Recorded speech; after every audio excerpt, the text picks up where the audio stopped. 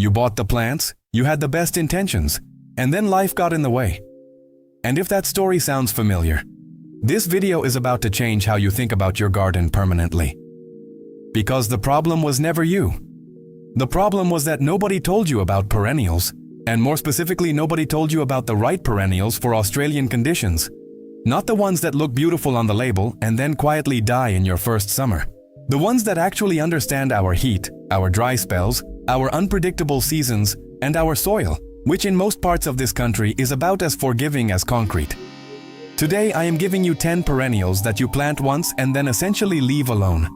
Plants that come back every year stronger than before, that handle Australian summers without drama.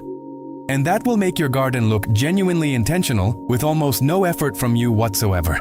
Every single plant on this list is widely available at Australian nurseries, suited to temperate and subtropical conditions across the country and proven in the kind of climate we actually live in, not somewhere in the English countryside. Starting with number 1, Salvia nemorosa, ornamental sage. If there is one perennial that ticks every box for the low-effort Australian gardener, this is the one to start with. It produces dense upright spikes of rich violet-blue flowers from spring through early summer, and if you cut it back by about a third after that first flush, it pushes out a second round of blooms before the season ends. It handles heat exceptionally well, which in an Australian garden is not a small consideration. It tolerates drought once established, grows in average to poor soil without any additional feeding, and is largely ignored by possums and wallabies, which for gardeners in outer suburban and rural areas across Victoria, New South Wales and Queensland is genuinely useful information. It works beautifully at the front to middle of a border, pairs effortlessly with roses and ornamental grasses, and looks far more considered and expensive than the effort it requires. Number 2 is Echinacea purpurea, the coneflower. This one has earned its place in Australian gardens over the last 2 decades, and for very good reason. Large daisy-like flowers in shades of purple, pink, and white appear on upright stems from late spring through summer, attracting native bees and butterflies in extraordinary numbers throughout the season.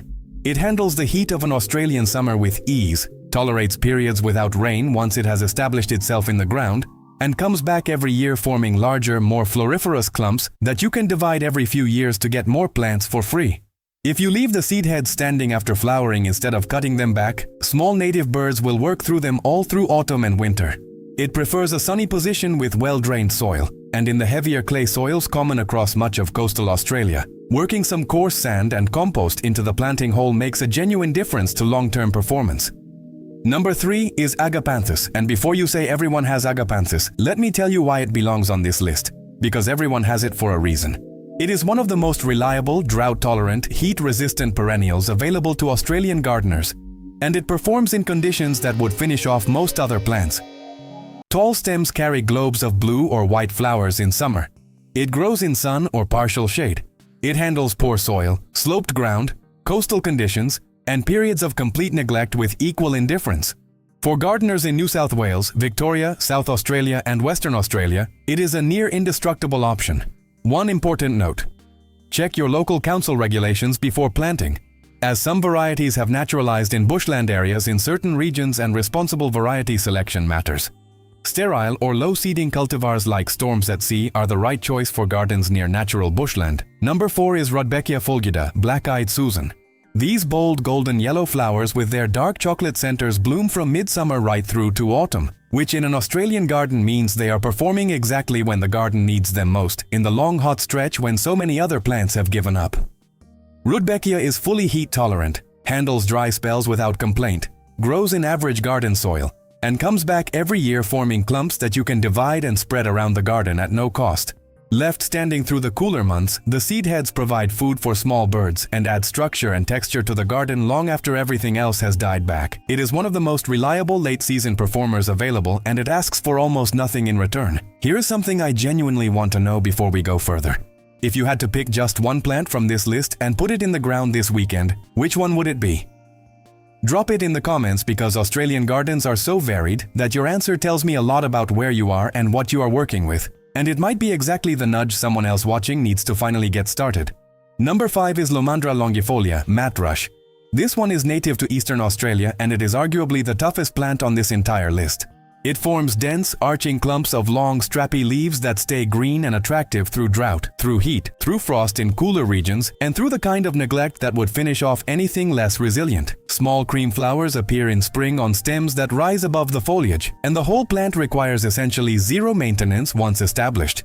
It grows in full sun or deep shade, handles clay soil, sandy soil, coastal salt exposure, and compacted ground under trees where almost nothing else survives. It is widely used across Australian landscaping precisely because it works everywhere and needs nothing. For those difficult spots in your garden where you have tried and failed with everything else, this is the plant that ends that losing streak. Number 6 is Pennisetum, and this is one that deserves far more attention in Australian gardens than it currently receives. It produces tubular flowers in shades of red, pink, purple, and white on upright stems from spring through summer, attracting honey-eaters and native bees constantly throughout its season. It is drought-tolerant once established, handles the heat of an Australian summer well, grows in well-drained soil in a sunny position, and requires very little intervention beyond a light trim after flowering to keep it producing new blooms. It works beautifully in mixed borders and cottage-style gardens. And because it is not as commonly planted as some of the other options on this list, it gives your garden a point of difference that always draws attention. Number 7 is Gaura lindheimeri, now reclassified as Oenothera lindheimeri but still widely sold under its original name in Australian nurseries. This plant does something that almost nothing else can do in a hot Australian garden. It produces delicate, butterfly-like white and pink flowers on long, wiry stems that move constantly in the breeze from late spring right through to autumn, giving the garden a lightness and movement that heavier plants simply cannot provide.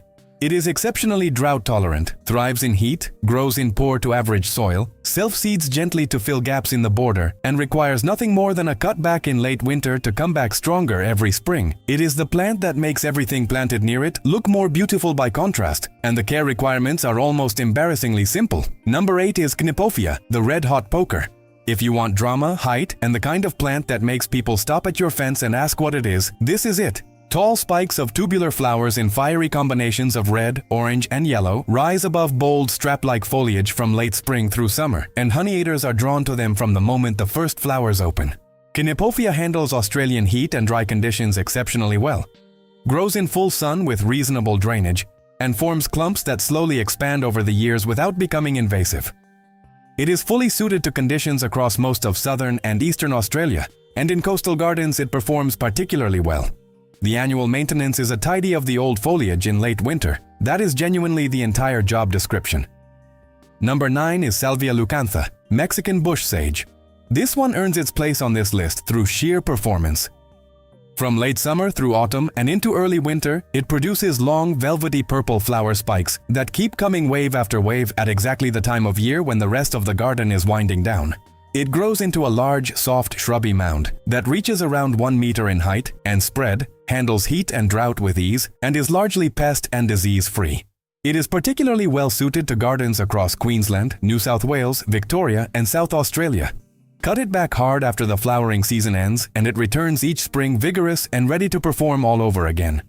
For the effort it requires, the display it produces from February through to June is extraordinary.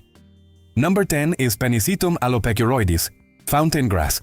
This is the plant I always save for last because it is the one that completes a garden rather than just filling a space. It forms elegant arching clumps that reach around 60 to 90 centimeters. And from late summer through autumn, it produces soft bottle brush-like flower plumes that catch the Australian afternoon light in a way that is genuinely beautiful. The whole plant moves in the breeze with a quality that adds life and sound to the garden. Through winter, the foliage transitions to warm gold, and the structure remains, giving the garden presence and texture in the quieter months. It is drought-tolerant once established, grows in full sun in most Australian soils, and the entire annual maintenance task is one cut back to the ground in late winter before the new season's growth emerges, one haircut per year. That is the complete relationship. Here is how to think about these 10 plants as a working system for your Australian garden. For hot, dry, sunny spots where nothing seems to survive, Salvia nemorosa, Rudbeckia, Gaura, and Cnipophia are built for exactly those conditions. For difficult shaded areas or compacted ground under trees, Lomandra is the answer every time. For late season color when the garden desperately needs it, Salvia leucantha and Rudbeckia carry the garden from late summer right through to winter. For structure, movement, and year-round presence, Pennisetum earns its space in every single month of the year. And for attracting native wildlife, Echinacea, Pentstemon, and Cnipophia will bring native bees, butterflies, and honey eaters into your garden consistently throughout the season. You do not need a perfect garden. You do not need to spend every weekend out there. You just need to start with the right plants, and these 10 are as well matched to Australian conditions as any list you will find. Pick 2 or 3, get them in the ground this season, and watch what happens. Because once you see how little they ask of you, and how much beauty they return, gardening stops feeling like a chore and starts feeling like the best decision you made for your home. If this helped you today, subscribing takes 5 seconds and means you will be here every week when I put out new content made specifically for Australian gardeners who want real results without the hard work. And if you know someone who keeps saying their garden never works out, share this video with them. These 10 plants might be exactly what finally changes that.